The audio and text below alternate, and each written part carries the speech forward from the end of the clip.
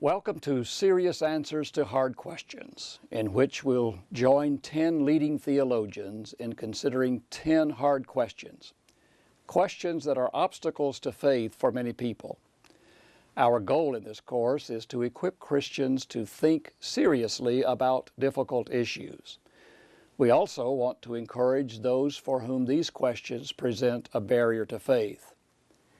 We hope the recorded lectures, your class discussion, and your own reflections will open the way to a new experience of God.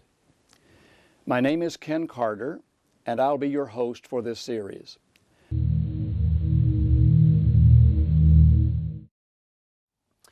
Several years ago, I was on my way to work, and I saw something very strange. I saw a large gray commercial airliner descend through my field of vision at a horrible angle and disappear behind the rise in the highway just ahead of me. A few minutes later, I drove past the Pentagon, and I saw the whole side of the building blackened and smoke pouring from it. And I saw people running across the road, in fact, some right in front of my vehicle. By that evening, I learned that what I'd seen wasn't an accident, that the plane had been deliberately flown into the Pentagon and many innocent people had lost their lives. I learned that what had happened had been done by people believing they were acting in the name of God. I also knew that in order to respond to what I'd seen, which I knew to be evil, I had to respond to it more than just out of my emotion and my instincts. I had to find a way of understanding what I'd seen in light of my Christian faith.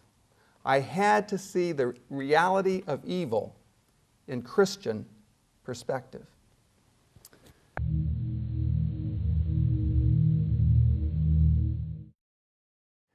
I spent the first half of my working life mostly here in Cambridge, and working as a theoretical physicist, using mathematics to try and understand the world. I enjoyed that, but after 25 years I felt I'd done my bit for physics, and I would do something else. And as it happens, I began to study theology and was eventually ordained as an Anglican priest. So I'm someone who is both a scientist and also a Christian. And when people learn that, sometimes they give you a rather funny sort of look, as if you'd said, I'm a vegetarian butcher or something like that, because they feel there's some sort of contradiction here. I mean, after all, aren't science and religion supposed to be at warfare with each other? Aren't they having a struggle? And isn't it science, actually, which is winning the battle?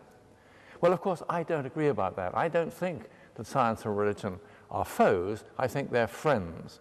And I think they're friends for a very important reason, which is basically that they are both concerned with the search for truth. They are, of course, concerned with search for different aspects of the truth.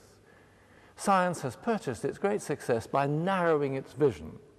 It only considers a certain type of experience. Essentially, it treats the world as an object, as an it, you might say, as something that you can kick around and pull apart and find out what it's made of.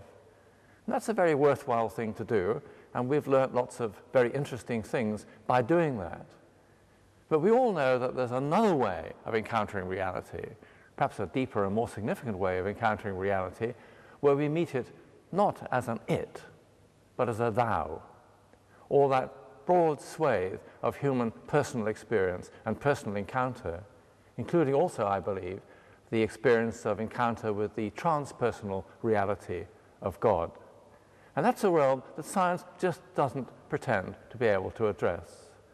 But it's something that I think we need to think about, because a great deal of what makes us human is to be found in that personal and transpersonal dimension of life.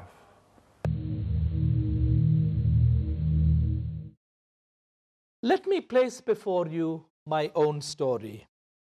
In 1996, after finishing my doctorate, we moved back to India. I had lived for 9 years between New Haven and Cambridge in the United States, and I moved back to teach theology in the city of Bangalore. One of the first things that started to grate on me is something that happens quite commonly in India. At 5 o'clock in the morning, I was woken up with a loud, clear, and somewhat hoarse Islamic call to prayer. It came through with the help of a powerful amplifier and cheap speakers. It was a clarion call from the minaret of the local mosque. Allahu Akbar, Allahu Akbar, it cried out. It was in Arabic, and I learnt later that it was stating a noble truth. God is most great. I witness that there is no God but God. Come to prayer. Come to prosperity. God is most great. There is no God but God. I, of course, was not in such a profound and peaceful theological state of mind. Oh my gosh, I said, this is ridiculously unfair. I woke up for many weeks in anger, resentment, and irritation. For about a month, I had a very difficult time. I tried to ignore it, but it didn't work. I tried earplugs, but the voice was too shrill. And then something in me told me, Sati, is it possible for you to turn this anger and rage into an occasion of gratitude and invitation? I started with an experimental prayer when I was rudely awakened at 5 o'clock in the morning. It went something like this. O Lord, you are God. I wish you to reign over the whole world. I know you in the person of Jesus Christ. I pray that you would come this day and rule over me also. This new attitude changed the way in which I woke up and the manner in which I lived my day. In fact, this call from the mosque called me back to root myself into my source, claim it, be embraced by it, and be set free into the day because of the power of God.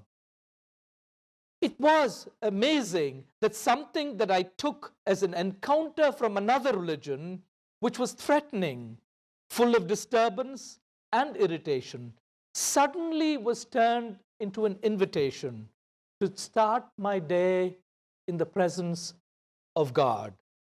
God was calling me through another religious tradition to start my first waking moment with thanksgiving, honor, praise, and submission.